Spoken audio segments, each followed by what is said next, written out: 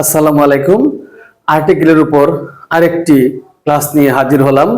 আজকে আরো বেশ কয়েকটি নিয়ম নিয়ে কথা বলবো। আপনারা বোর্ডের দিকে লক্ষ্য করুন। কালেকটিভ নাউনের পূর্বে অর্থের নির্দিষ্টতা ও প্রসঙ্গের উপর ভিত্তি করে আর্টিকেল এ এন দি বসতে পারে। তার মানে কালেকটিভ নাউনের পূর্বেও আর্টিকেল এ এন দি বসতে। কালেকটিভ নাউন যখন একটি মাত্র সাধারণ দল বা সমষ্টিকে বোঝায় এবং তা সিঙ্গুলার হয়, তখন তার পূর্বে আর্টিকেল এ এবং এন বসে। এক্সাম্পলের মাধ্যমে বিষয়টা ক্লিয়ার করি।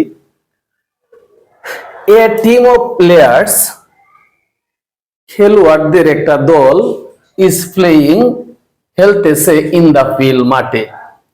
এখানে কোন নির্দিষ্ট দলকে বোঝানো হয় নাই। খেলোয়াড়দের একটা দল, এটা যে কোনো দল হতে পারে।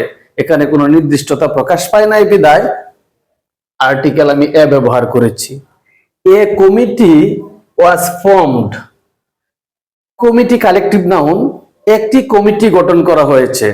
এখানে বিশেষ কোনো কমিটিকে বলা হয় নাই বা বিশেষ কোনো কমিটিকে নির্দিষ্ট করা হয় নাই, এই জন্য আর্টিকেল এ ব্যবহৃত হয়েছে।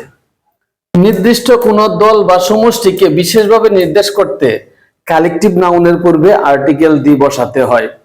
যেমন the team is playing in the field. এখানে বিশেষভাবে একটা টিমকে নির্দিষ্ট করে বলা হয়েছে, টিমটি মাঠে খেলতেছে। এখানে সাধারণ কোনো টিমকে বোঝানো হয় নাই, বিশেষ টিম এবং সুনির্দিষ্ট করে বলা হয়েছে বিদায় আর্টিকেল দি ব্যবহৃত হয়েছে। The committee has made it's decision. এখানে লক্ষ্য করেন দ্য কমিটি, তার মানে কমিটিটা বিশেষ কমিটি এবং সুনির্দিষ্ট কমিটি তার ডিসিশন সে জানিয়ে দিয়েছে বা ডিসিশন সে নিয়ে নিয়েছে। তার মানে এখানে বিশেষ একটা কমিটি বিদায়, নির্দিষ্ট কমিটি বিদায় কালেকটিভ নাউনের পূর্বে আর্টিকেল দি ব্যবহৃত হয়েছে।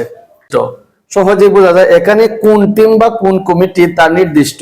তার মানে সাধারণভাবে কোনো দল বা সাধারণভাবে কোনো সমষ্টিকে বোঝাতে কমন নাউনের পূর্বে আর্টিকেল এন বসে। আর যদি বিশেষভাবে কোনো দল বা কমিটি বা কোনো গোষ্ঠী বা সমষ্টিকে বোঝাতে আর্টিকেল ডি ব্যবহার করা যায়। ধন্যবাদ সকল।